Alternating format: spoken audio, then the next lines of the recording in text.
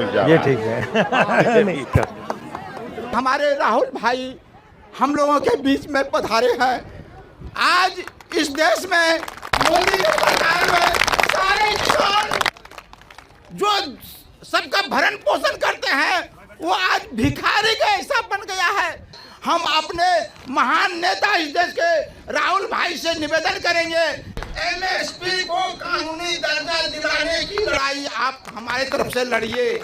हम लोगों का हाल दिन ब दिन नीचे से नीचे गिरते हुए चला जा रहा है और वो आपके सामने खुद दिखाई दे रहा है कि कितना कमज़ोर सब 10 बीघा 12 बीघा 15 बीघा खेती करने वाले लोग हैं।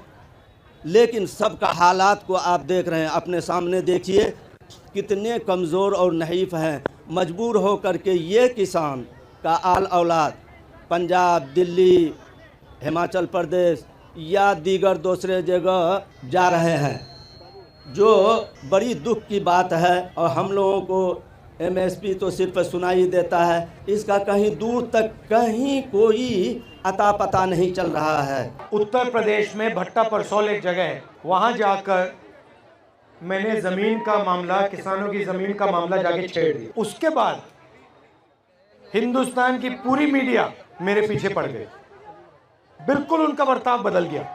क्यों? क्योंकि जो किसानों की ज़मीन की बात थी उसको मैंने जाके उठा दिया।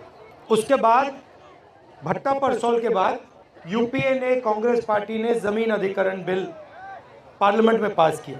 4 गुना कॉम्पेंसेशन किसानों को अपनी ज़मीन के लिए, 4 गुना, मार्केट रेट से 4 गुना। मोदी जी का पहला काम पार्लियामेंट में आकर इस बिल को रद्द करने का था। तो मेरा कहना है कि जो भी राजनेता किसानों की ज़मीन की रक्षा करने की बात करेगा, उस पर 24 घंटा मीडिया का आक्रमण शुरू हो जाए।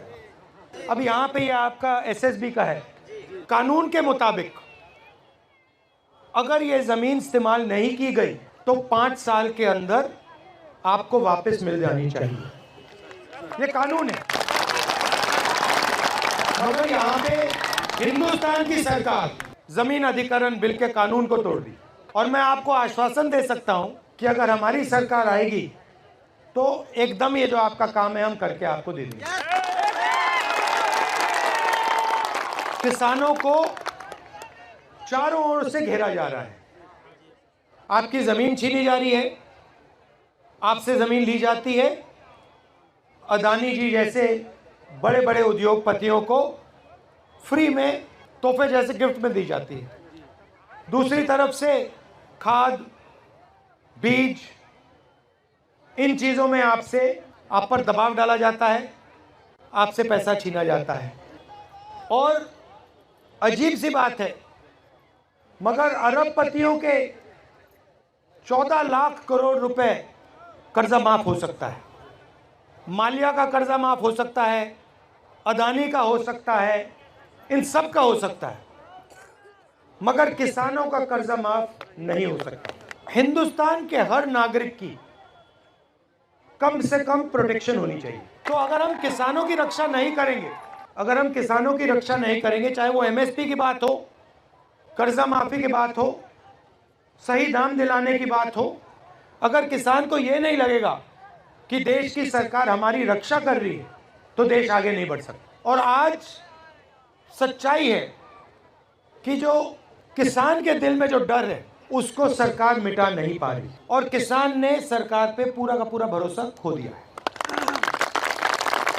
मगर मैं आपको यहाँ ये कहने आया हूँ कि हमारी कोशिश रहेगी कि जो आप भरोसा खोए हैं वो एक बार फिर आप हमारी सरकार पर भरोसा करें।